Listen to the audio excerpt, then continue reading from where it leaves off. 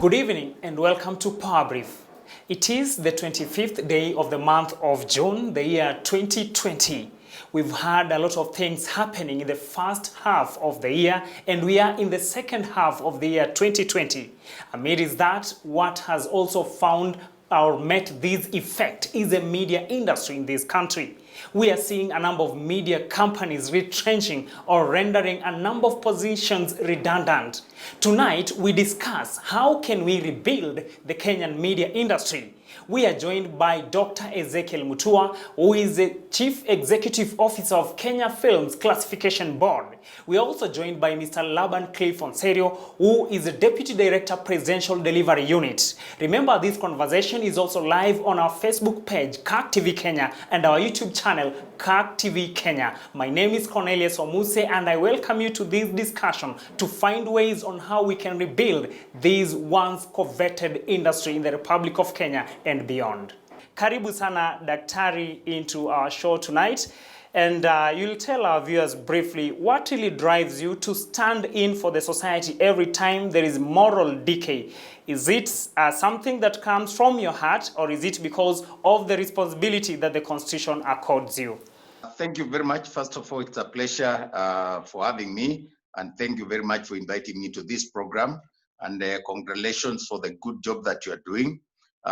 Just to come to your question, right now, if you look at where the world is today, the influence of media, especially on our children, how media shapes views and values and character of people, and the need for integrity at all levels of society, you realize that art, entertainment, media, and there is actually a paper that was done by someone about the 7 mountains of influence. And if you look at the areas covered by media or the creative arts, entertainment and sports and so on, they cover most of the major areas of influence that shape the narratives across the world. And we know that art influences how people think, influences the things people like or they don't like, the behavior people are going to imitate, and how society is going to function is largely influenced by the narratives of the ecosystem and the ideas that people are pushing and are shared through the media. And so that's why it's so important for us. And so from where I sit, the influence and the passion comes, one, because you can see the need in society. Because I think great leadership is about responding to the issues that relate to the society at your time. And what I think is the greatest challenge facing society in my time is the influence of globalization on our society and our culture, is the effect of technology on our children, and is the effect of media in shaping values and national conversations, including the ideologies that govern how the world or determine how the world is governed. So that plus my conviction, of course, being a Christian and having been brought up or come through and started leadership at an early age in secondary school, and having been born again and all through my secondary school, CU chairman, school captain and all that, somehow that shaped my inclination towards a sense of right and wrong in respect to how I think society should function. So there's the element of my own personal conviction, there's the element of my own personal faith, and there's the element of the law and the work that I do. So generally, when you look at it, all that combination speaks to one thing, that there's need for national conversation on values, on our culture, against the evolution and the dynamics of a changing society that is geared towards evil, geared towards more obscenity, geared towards more negativity, including our politics. If you want to join politics right now, and you don't have the capacity to insult people or to say controversial things, you're not likely to be covered by the media. The media covers mostly people who are controversial, people who are banging tables, people who it is like who can insult more. So it's about the negative news. And I'm also a journalist myself. My training and my experience I'm a journalist, and I've worked all my life, 9 years in Nation Media Group, then Secretary General of Kenya Union of Journalists, Director of Information and Public Communications, Secretary of Information, and where I am now, if you look at my working life, it has all been around the areas of the media. Then my training, my master's and all the way to PhD level has been on communication studies. That has influenced my thinking in terms of how important the media is in shaping ideology, in shaping views, in promoting positive conversations, but also the negative effects of media in destroying moral values. And when you look at the world today, the breakdown of our moral values is the reason we are not developing, is the reason we have crime, is the reason we have, loss of money in various institutions, both in public and private sector, is the reason why we have bad politics. It starts with the breakdown of our moral fabric. And if we can sort out the moral foundation and influence the media to talk about the positive social values, then we are going to contribute to the narrative about national development, sustainable development goals, and make our world a better place to live in. So I think it's about thinking of where are we now? What are the issues affecting society? And providing leadership from our various aspects of calling to contribute to the bigger picture. I think I'm only doing a small part. Other agencies and other people have their role to play as well. Briefly, Daktari, the roadmap towards having a media environment that provides or promotes moral growth in the society. What is a brief roadmap that everyone can follow or stakeholders can actually put in place towards seeing that media does the right thing? I think media is a product of society, just like all of us. And so it's unlikely to have sensible media when our politics are corrupt, when our families are corrupt, when our engagements as individuals lack integrity, and we have no sense of right and wrong.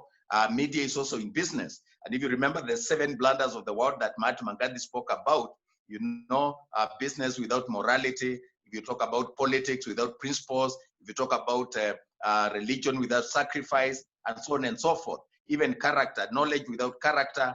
And when you look at all those issues, you realize that the roadmap can only be in laying a proper moral foundation and changing the way we do things.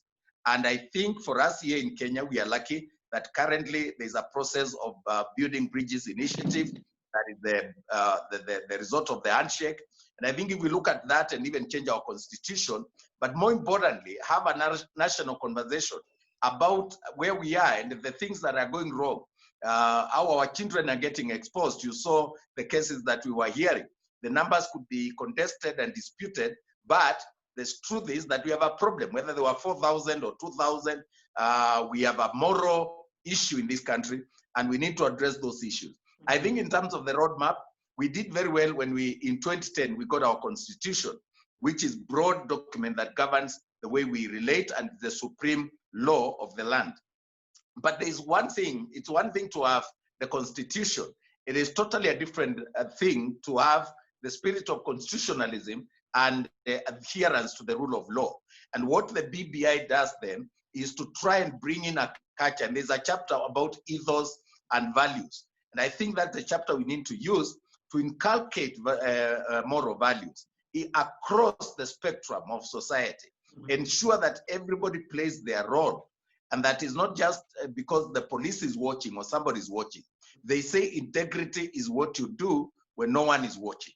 And therefore, BBI should have a broader reaching approach that will ensure that society is re-engineered in terms of the way we think. And I think COVID-19 has been a blessing in disguise, in that it has brought us to reflect on our values and the things that matter and how we live and the things that give us pleasure and joy in life and what exactly matters. And I think going forward, if BBI can lead to the change of constitution, if you remember when we were campaigning for the new constitution, we said 80% was okay, but there was 20% that we could deal with later. Some of those elements of 20% could have far-reaching implications that affect the entire mosaic of society. And so going forward, it will be essential that we look at our national development in view of our culture and our values, which should include integrity, commitment to work, patriotism, honesty, and resilience. So that if you build that through the school system, through the religious institutions, through our politics, so that our politics are not just the politics of who can buy voters, who can give more money, who can give more bribes, but it will become a process of values and a process of issues and campaigning on the platform of issues as opposed to violence and bribery. I think BBI is the roadmap for me, but I think COVID-19 also challenges every institution, including the media, to start rethinking, because some of them have been riding on betting and gambling adverts, on beer adverts. They've been riding on programs that sell immorality and obscenity.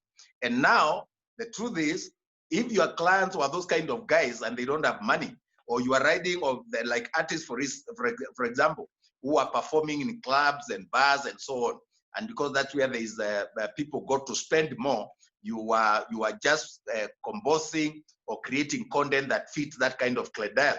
Now that is no longer possible, and I think the challenge should be that now we engineer our business model to reflect the realities, and you cannot run away from values. I think a society without a moral foundation cannot grow. You look at the Asian tigers, Singapore, Malaysia, North Korea, and so on. They grew fast by sorting out their moral values. And if you look at the founding fathers of those countries, they laid foundations that were based on integrity. And there was no negotiating on values and on the rule of law. You either follow the law or you don't. If you're a public officer and you partake of something inappropriately, some of them used to be even paraded in public and shot dead. Okay, so there was strict rules. People knew. In the United Arab Emirates, that country is a desert, but it's a model of world-class development. But desert turned into something that is an envy of many. I was in Singapore a few years ago, and I was surprised. While we were there, the country was paying its citizens dividends. They had more than surplus. They had more than enough income for their budget, and they were even giving citizens, some dividends. Look at that kind of level of development. When you look at the per capita income of Singapore, the life there, the standards of livelihood, of living there, they are far better than the US. People move from the US to go and live in Singapore. Yet those are countries that were far way behind. Actually, during independence, we were either at par or they were behind us. How did they develop? When you look at the model that they used, they were not thriving on the kind of activism that we apply here, where we want freedom without responsibility, where people want to shout but not work, where people want to call anybody names and there's no culture, there's no respect for authority, there's no honor for God, people don't respect family and the parental authority and so on and so forth. I think we must go back to the basics, redefine through the BBI and through the chapter on ethos and national values, and rediscover that we went wrong somewhere. The waters, like Chinua Achebe said, where the water started beating us, correct ourselves from an individual level. This journey has got to begin with you and me, having a sense of right and wrong and developing towards building the national conversation and contributing by having the change in us ourselves. So it starts with us, but the BBI is the roadmap. Now, there is this thing, Daktari, we are headed to the 2022 succession politics. Temperatures are already hot. And what's happening, there is a perception outside there that majority of the media companies have begun airing sensational news like in newspapers, headlines, and all that. You've performed your work well when it comes to morality. What is your advice to the stakeholders who are concerned with information that comes from media that can serve to incite the masses against each other or against certain politicians, especially as we head to BBI and other issues? Like I said, there's a code of ethics for the practice of journalism that is enforced by the Media Council of Kenya, and it's actually that code of ethics is actually embedded now in the Media Council 2013 law. I think, first of all, media and journalists must be professionals. You cannot have disco DJs and comedians also masquerading as journalists. I think we need to professionalize, and it's up to the Media Council to set up standards and ensure that anyone who calls themselves journalists adhere to that code of ethics. The same way engineers must adhere to their code of ethics, doctors must adhere to the code of ethics, architects, and so on and so forth. You can't be a profession without a code of ethics. And so that code of ethics is a self-evaluation, and it's a what do I say, self-regulatory mechanism, so that everything is not left to government and to being forced to do it. We commit ourselves as a media people. And I say, if we were to follow, for example, take for instance the watershed period. It's very clear, and anybody opening a TV station or a radio station knows that between 5 in the morning to 10 in the evening, any program that is aired on national TV must be suitable for family viewing. But what do we see? Most of the TV stations, like you've said, they'll be running sensationalism, obscenities, and so on and so forth. The whole idea is because we have been oriented to think or socialize to think that it's a money at all cost. So if you show nudity or pornography and it is selling, that is what you're going to do, and you discard ethics. I think what the media houses are going through right now tells you that that sin does not sell and is not sustainable. That obscenity and defiance of the law and government does not sell, is not sustainable. And let me tell you about content. Dirty content does not sell. All this Wamlambes nonsense, tell me, who is going to give advice to someone who is just shouting Wamlambes? Are you going to see them on billboards? Because it must be the diversity of business opportunities that you can use. But the people create good content, the content that you can play in your car, in your house, in the office. That content will have a wider market. And that's the nexus between content classification and marketability of that content and sustainability. What COVID-19 has taught us, and the experience that the media houses are going through, is that that does not sell. That content does not have to be dirty to sell. You can appeal to a certain section of deviants and perverts with your wamlambes and with your nonsensical gengeton, but in the long run, that content will not give you money. You're going to get into drugs and depression. A lot of them are dying. How many musicians are we burying now? Because they can't sustain themselves. They were only used to the glory of the moment, one hit wonder, and somebody thinks they are very great. Those are the issues we need to look at and tell our artists it's not a war, it's not them versus us. They need to create content that I can consume with my children.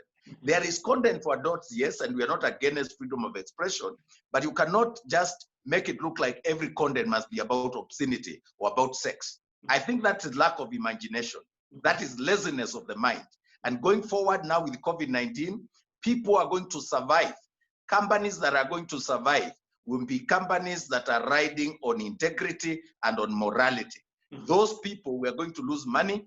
This is now their Babylonian experience, and they are going to learn, and they will have to shape up, or they will be out of business. I have seen some of the artists, celebrities, who are now selling vegetables by the roadside, and they were appearing on TV. Why is it not sustaining them? It's because they were appealing to a small section of society driven by people with dirty money, and what we call in this country or in the world sin taxes or sin businesses does not sell. That is about beer, gambling, and so on. Yes, in most countries it generates money. That's what Las Vegas is built on. But the crime proceeds that come, or the crime that comes out of it, it's the proceeds of that money. It is the same with us here. So these socialites and the dirt and the pornographic content that is being paraded, I can tell you from where I sit and with my experience, it is not sustainable. You cannot sell pornography and sell obscene content and expect to get a parent or people who matter, companies that are money like Safaricom or respectable media houses airing that content.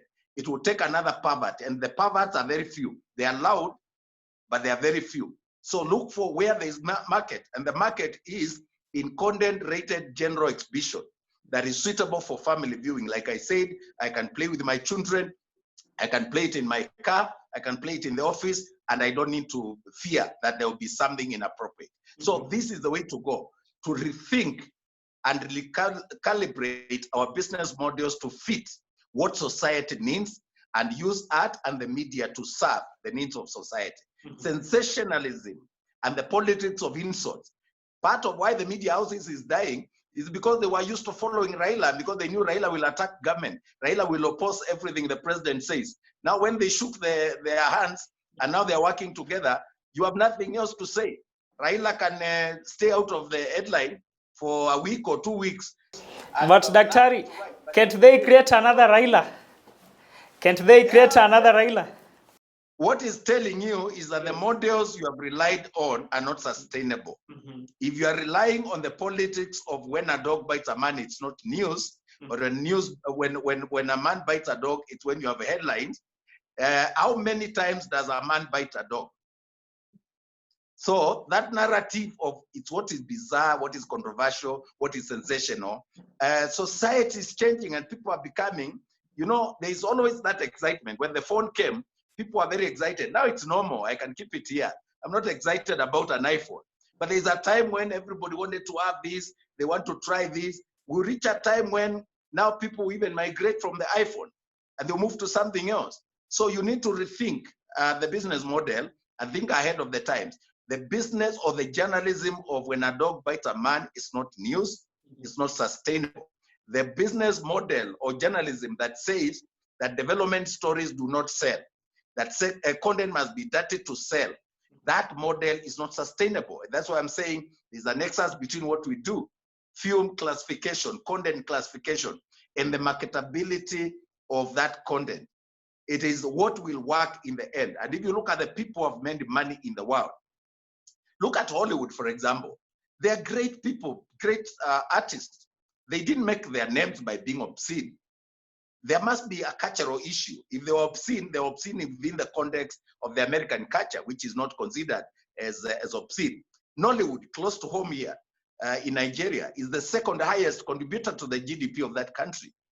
They are not making their content by being dirty. If you watch most Nollywood films, they end with "to God be the glory." In other words, they are appealing to the wider family viewing segment. So this is what I'm saying. So going forward, I'm not saying everybody must play gospel. That will not be possible, and I wish it was possible. But I'm saying create content that inspires hope, create content about our stories, about our culture. Let us learn about our country, the beauty of our country, our beautiful sceneries, our wildlife, our flora and fauna. Let us focus on the things that are positive, not just politicians who are insulting one another or the guys who are saying dirty things. Let us focus on the beauty of life and the goodness of humanity, not just the negative side of it. Finally, Daktari, there is this department in the government called Government Advertising Agency. There is a number of stakeholders in the media industry who feels that this agency is the one that has caused the problem that is in the media industry right now of having less cash. That there is no money for advertisement because a lot of advertisements were coming from the government. How true is this, you having worked in the media and even currently being a policy maker and a policy implementer in the national government? It could be a contributor, but it's not the only thing to blame. Like I've said, we failed to align our business model as media to the digital migration. And you remember how the media resisted digital migration. They didn't want digital migration. They stuck to their old ways of doing things. We had to go up to the Supreme Court. When we won that case, I was the Secretary of Information then, working with the CS Matiang'i and CA to push for digital migration. And the media refused to adapt to the new environment. And they resisted change. We went up to Supreme Court. We won. Then the media switched themselves off for 3 weeks. If you remember, there's a time there was no TV in Kenya for 3 weeks. That shows you that you resist change, change will also punish you. They resisted to re-engineer their business model. It's like now, you cannot say I must come to your studio now for an interview like this. You have already moved to the new environment where I can give you the interview from from home, and we can work from home.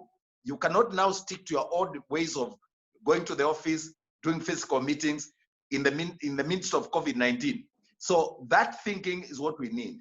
Yes, government is a big advertiser. Government owes the media money, but even if you are paid everything that you're owed by government, you will still not survive if your business model is pegged on selling obscenity, negative politics, and bizarre stuff.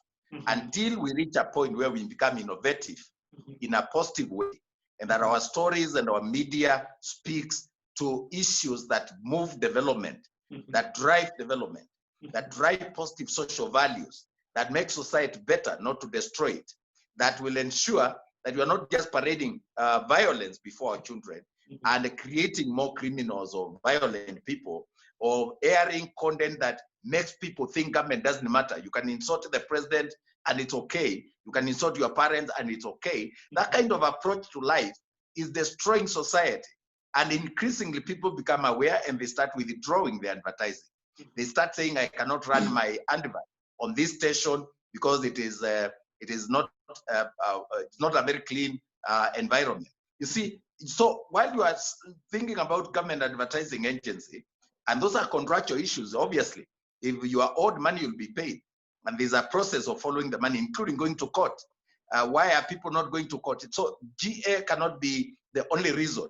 Yes, I agree, we need to pay, we need to clear. And of course, businesses in government, because of budget cuts and so on, we have to plan.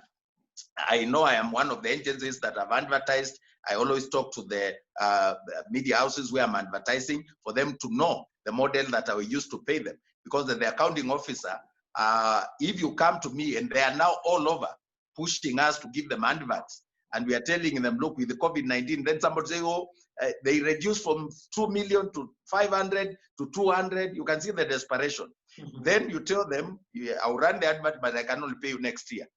Now that you can't say it's killing business because it was an agreement between a willing seller and a willing buyer. So let us look at the bigger picture, which is we need to re-engineer our business models, but we also need to use the media and the creative arts to serve society and to bring positive change. Finally, before I let you go, Daktari, the government, which you are part of it, you are our father in the media industry. Are you open for another dialogue to see that we re-engineer the media fresh on what you have touched?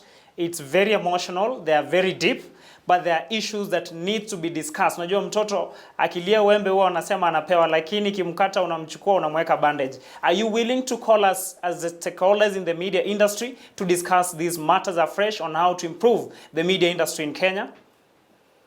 Absolutely. In fact, I've just arranged a meeting with the Digital Broadcasters Association, and you should be a member because it's the new, it's the association of the guys like yourself. I'll be meeting them on Friday at 2:30 by Zoom, and that is the conversation that we are going to be carrying out. I've seen a lot of engagement between government and the media.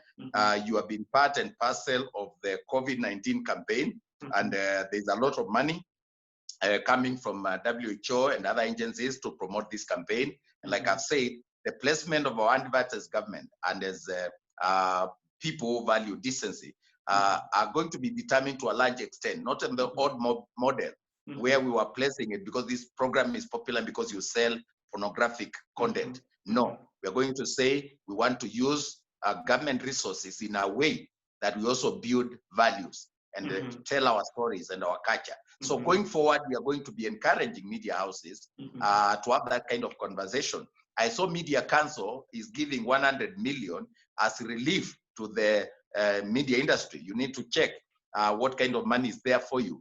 The Ministry of Sports and Heritage is also giving 100 million as a stimulus package to the creative industry. Musicians and DJs and comedians and film actors and producers.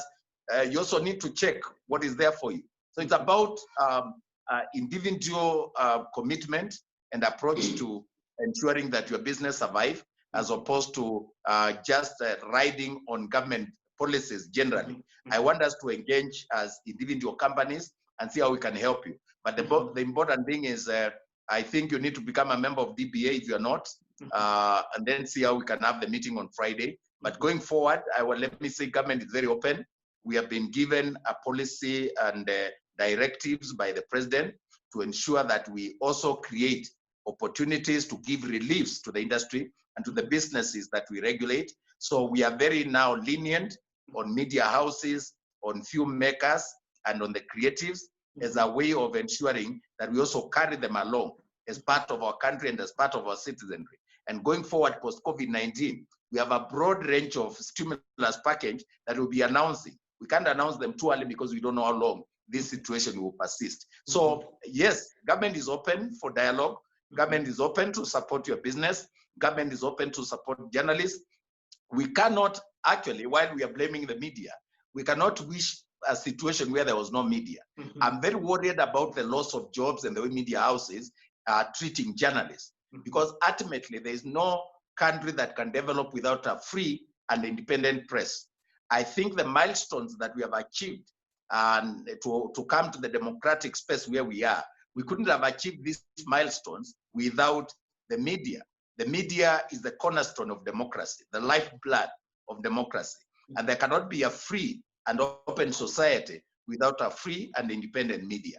So supporting media houses should be even the concern of governments to see how the media houses will survive, to serve the purpose of being the custodian of public interest, being the providing the information, entertainment, education, and so on. But more importantly, speaking for Wanjiku and ensuring that the media continues to play the role it should play as an agent of social change. So I think that's very important.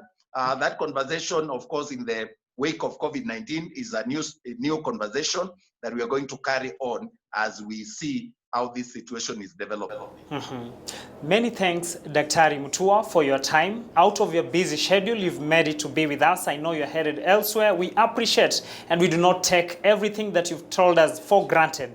We make a commitment as CAC TV that we'll attend that meeting on Friday to see on how, as a station, we can partner with you and the government towards ensuring that we have credible media in Kenya. We appreciate and we actually wish that you'll continue watching CAC TV and especially Power Brief and all other shows, and I'm sure you will like it because we are there to what the law says and what the government expects. On the second part of the show, we shall have Mr. Laban Cliff Onserio, who is the Deputy Director of the Presidential Delivery Unit. Will also give us his brief analysis on what he sees about the media industry, and we shall see at the end what we are going to achieve. Thank you so much, Ms. Ezekiel Mutua and Dr. Ezekiel Mutua. And one word to people concerning CAC TV. You've never watched it, but you've actually had an interaction with us. Do you endorse us? Absolutely. If this is anything to go by, I think you're doing a credible job, and please keep it up. Thank you so much. See you on Friday. God bless. Have a great evening. Thanks, sir. Goodbye. Thank you.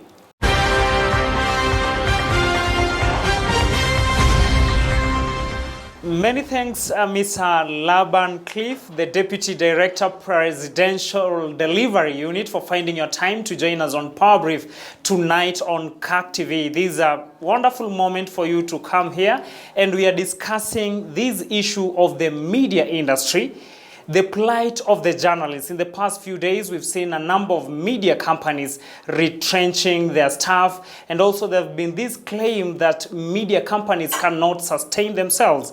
There is this claim that the government advertising agency is part of the reasons as to why media cannot sustain itself, because initially they used to engage government departments one-on-one, but right now it goes through a procedure and many other issues. So we called you as a former journalist, and still you're a journalist and a person in the government, to shed light on this matter. How can the media reinvent themselves to find revenue for their day-to-day activities, and how further can the media stand from what is happening at the moment?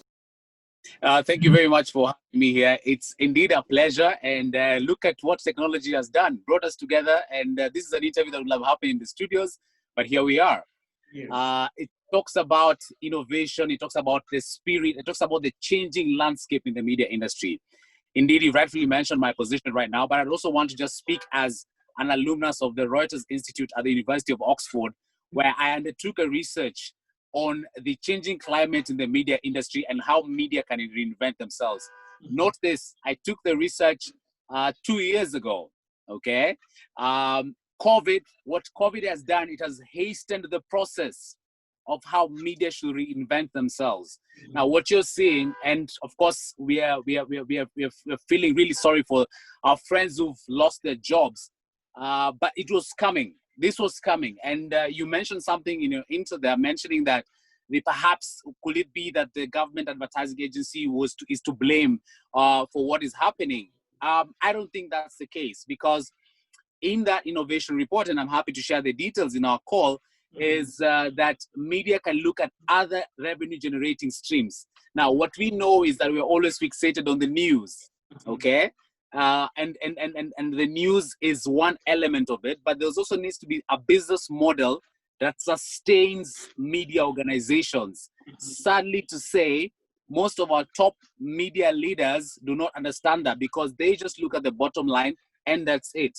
If you look on the developed world, in fact, where the digital news report has been launched, is that you see there's a concerted effort to come up with, say, for instance, the Financial Times, to come up with Financial Times, the newspaper, Financial Times on the digital platforms, Financial Times on the event platform, so that you can actually host events and charge people to actually come in based on the brand you have as that respected media organization. So the technology is really at the core of this. The level of adoption of technology in media companies in East Africa is pretty low. You can maybe attest that to the internet penetration, but Kenya being at levels of over 85%, we're at a very good stage to actually adopt this technology. But have we been doing that? Not at all. So what COVID has done, it has hastened the process of how media companies should actually embrace, reinvent themselves as fast as possible in view of the changing landscape. Now, according to you as a person who's been here for some time, this issue, does it have to lie within the capacity of these media companies, or it has got something to do with the experts like you has gone through Oxford and you have a deep understanding of this? Is it ignorance or capacity? I would say it is capacity, because most of these fellows actually are in these newsrooms. But sadly to say is that when you come back, you're caught up. You know, media, journalism is not an easy role. You know, you can imagine how the day goes. So when you're about to produce maybe a bulletin, it takes your whole mind, takes your whole energies. You can't really concentrate on trying to really innovate. So what I came to realize, and something that as is gonna fuel me, because I miss journalism, I miss being on your seat, you know, I miss those days. So the next time I'll be back in the newsroom, I'll have to really look at the organizational culture. Do the people in the newsroom, are they open towards innovation? Are they liking innovation? Is there a spirit of innovation? There's a quote that I keep on repeating, is that culture eats strategy for breakfast. So you might have the best papers in the world, but if you don't have the culture that supports it, that's as good as zero. So I know there are going to be better days ahead. There's something in me that wants to talk about management, financial management in the media industry. If you look in Kenya, we only have two companies that are listed, two media companies that are listed. The number one media company is a family business. You know, the business journalists, those are the numbers we look at. Now, we never see the financial report, we never see the governance, we never see the structures. So something in me tells me that perhaps there must be some bit of an underlying corporate governance issues into why will firing be the first resort? You know, why will firing be the first resort? You know, after 3 months, say, of a dwindled financial, slowdown. But anyway, those are details now that we can discuss, of course, now with the leadership and what have you. Looking into this, a few minutes ago, Dr. Ezekiel Mutua has really blamed this problem on the content. He went further by saying that the content that the Kenyan media produces is what is even making the investors to shy away from giving them adverts. I don't know what is your version of this from Ezekiel Mutua, the doctor, the good doctor actually, the moral police. I wouldn't have it. I must admit, I haven't seen the content. I haven't seen the street, but I know he's very abrasive. He's always challenged the media to be very innovative and try to think of creative ways of how to generate the content. We must admit our content is really very highly political or highly politicized. Somebody said that perhaps maybe the nudity or sex sells. Maybe perhaps that's the reason. Him, of course, being in charge of the Kenya Film and Classification Board, that's his mandate to actually look at that. Mm-hmm. So moving away from, in light of what he mentioned, is let's talk about content in media companies. Mm-hmm. I've always say, for instance, had a problem as a business journalist where we have 20 minutes of political news, 5 minutes of business, 5 minutes of sports, and the bulletin is over, okay? Mm-hmm. So is that an issue about content? Maybe not. But there's a problem about the audience that we serve. Now, you go online, you go on YouTube. A good story out, for instance, about maybe farming, about how youth should go back to farming and how there should be innovations around farming. It's never given the concentration. Mm-hmm. But stories about who slept with who or someone has been caught in a scandal, look at the YouTube views. Mm-hmm. You know, look at what Kenyans are actually watching. You know, as a report done by NIDO, which is a research firm, talks about sports, sex, and other social aspects that Kenyans actually yearn for from the media industries. So it's about our audience. And what do our editors do? Our editors serve this need, you know, to give it to the audience. So I don't think the blame should be on the media. The blame should be particularly on the audience that we serve who actually demand for this. But at the same time, media should also come in as a voice of reason and say, you know what, let's perhaps give a lot more information on this as opposed to this. Because right now we see health is a very critical aspect. In fact, I think there's a TV station that will just come up with maybe how to take care of yourself, you know, how to be healthy, how to live well. Mm-hmm. Perhaps they'll get content. You can talk about COVID. You can talk about exercising. You can talk about eating. You can talk anything, name it, you know, because people have realized that now healthcare is much more important. Mm-hmm. Now, we come back home, Mr. Laban, about what you've talked of consumption of the content. That is the viewers or those people who consume are the ones who are determining what comes out at the end of the day. So does the media has to step forward and tell the people that, look here, this is what we are supposed to do, or we just give someone chenye ametaka basi apewe? Media shapes the narrative. It shapes the conversation. The headline story is what everyone speaks about the entire day. Mm-hmm. The first story on your bulletin is what people will remember. Mm-hmm.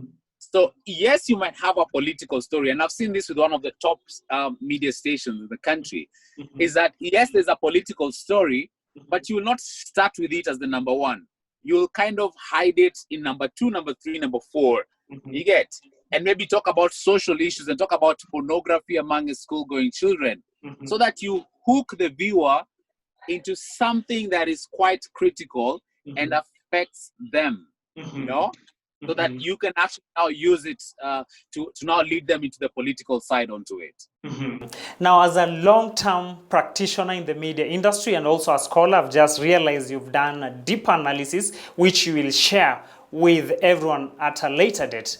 What is the roadmap towards rebuilding, reinventing, in summary, the steps that the Kenyan media and all stakeholders have to take in order to see that one more time we have a credible media in this country to be emulated far and beyond? So if I got you right, you mean what's the future basically? Now, the roadmap in summary, the future of media. Wow, I'm honestly very sorry, and I'm actually very worried about the future of media.